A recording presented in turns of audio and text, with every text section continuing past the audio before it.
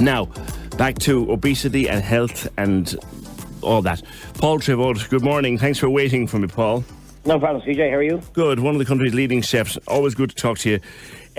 This new plan that Simon Harris has come up with over the next 10 years, a healthy weight for Ireland, obesity policy and action plan. And Billy Kelleher was telling me how it needs to be resourced. You've started your own little healthy plan. And first of all, you think that all of this whole obesity racket is just a con? Nonsense. It's all nonsense. And Simon Harris is just codding everybody in the country. And actually, he's codding himself as well. There is a huge elephant in the room that not a single politician has the balls to go after. And that is the global empire that is processed food. And that is the single most contributing factor to obesity. And I'll back myself up. I'm not just coming out with flippant comments. So it's not just like if you have one of these fast food burgers or if you have, say, processed ham. It's the continuous consumption of processed food that is delivering such a high rate of obesity throughout the world, not just Ireland, throughout the world. Now, for someone who might know, I mean, it's a term you read every day. It's almost as common to read the word obesity as it is to read the words processed food. For the ignoramus who would look into their larder or their fridge, what kind of stuff are you talking about? Well, basically, processed food means something that's put into food that's not actually food. So if you go in and get, say, into the supermarket, a packet of, say, ready-cooked chicken, there's probably about anywhere from 12 to 20 ingredients in it. Probably one or two of them are food. Now, if you cook your breast of chicken at home, there's only one ingredient in it, and have a guess what that is. It's chicken. So there's about 12, 13 preservatives, additives, flavorings, whatever you want to call it, that's pumped into it to extend the shelf life, to make it taste better. But here's what people don't know, PJ, and this is absolutely crucial that this message gets out.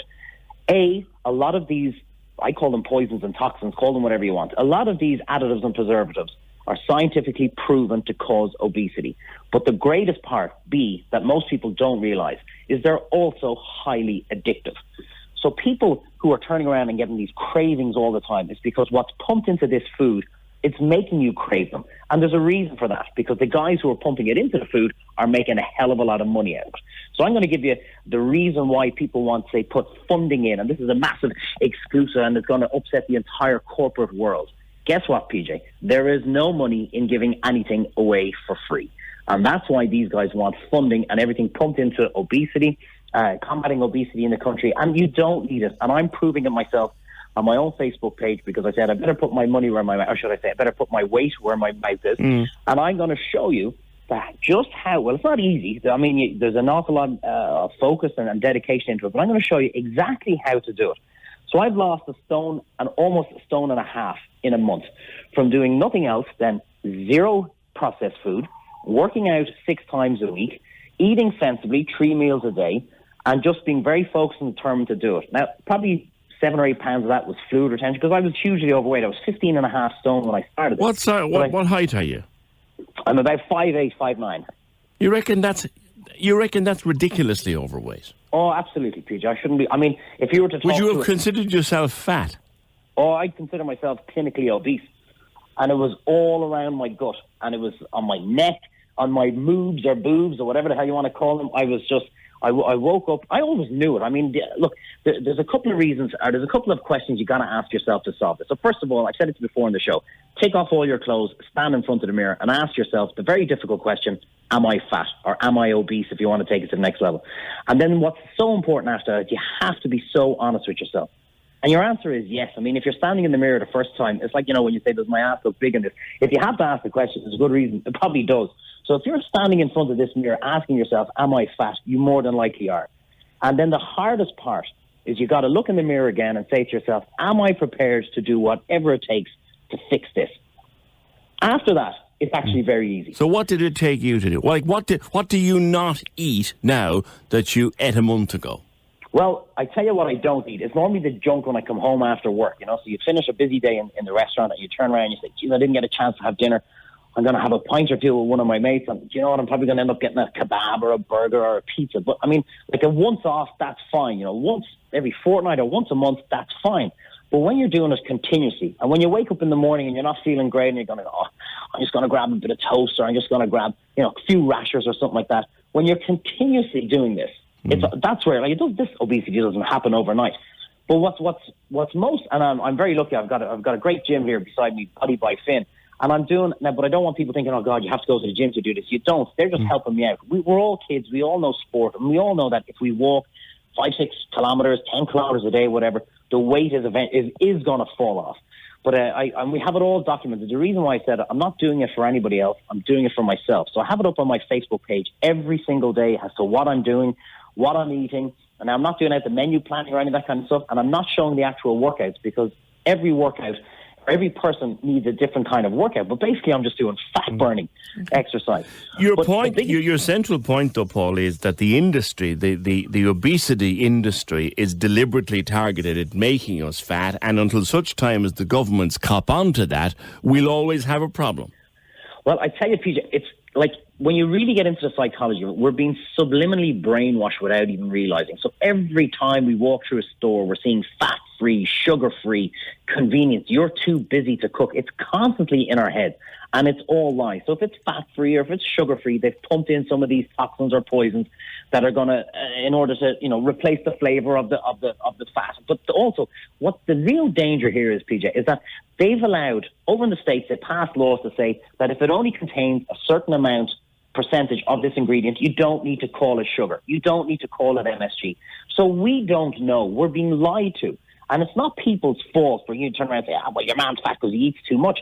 But a lot of these people are being sucked into it without even realizing what they're doing. So we're being advertised fat-free, it's healthy. It's not healthy. It's actually probably 1,000 times worse for you. So I'm eating, proper butter. There's none of this kind of, make-believe butter or any of that kind of stuff. Hang on, we were told butter was bad for us. Well, have a guess why now, PJ. Listen to this, right? The fat industry, or the sugar industry, spent billions on surveys and results blaming the fat industry for obesity. So the guys who are giving us these surveys, the guys who are feeding us with all this information, are the very guys who are poisoning us and killing us. Now, parents don't realize when they're continuously giving their kids this processed food, that's what's leading to obesity. That's what's leading to these heart problems, blood problems, diabetes. I'm doing stuff with Diabetes Ireland as well. When I first weighed in, I was at massive risk of diabetes. Now, I'm doing this till the end of November, 3 months, and I'm going to try and lose 2.5 to 3 stone in 3 months. And it's very doable.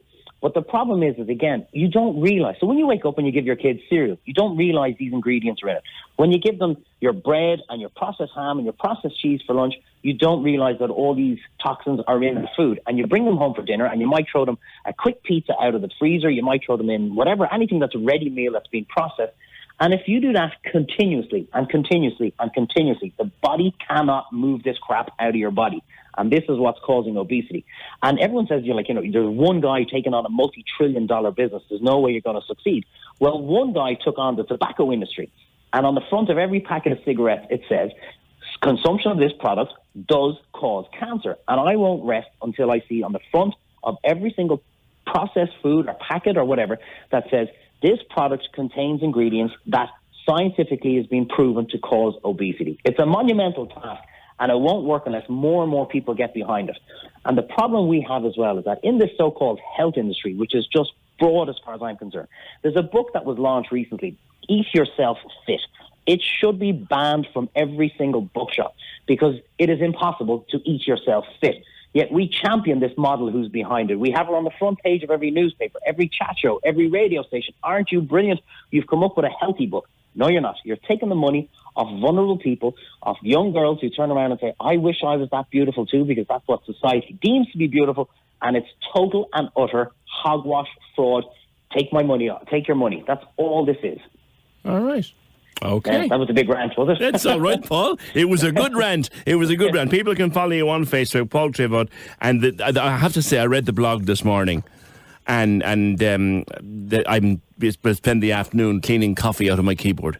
It's hilarious. So good man. Thank you very much. Cheers, Paul. Take care. Talk to you soon. All right, bye-bye. Bye-bye. That's Paul Treyvaud. It's not rocket science. His blog is actually well worth a read. PaulTreyvaud.com.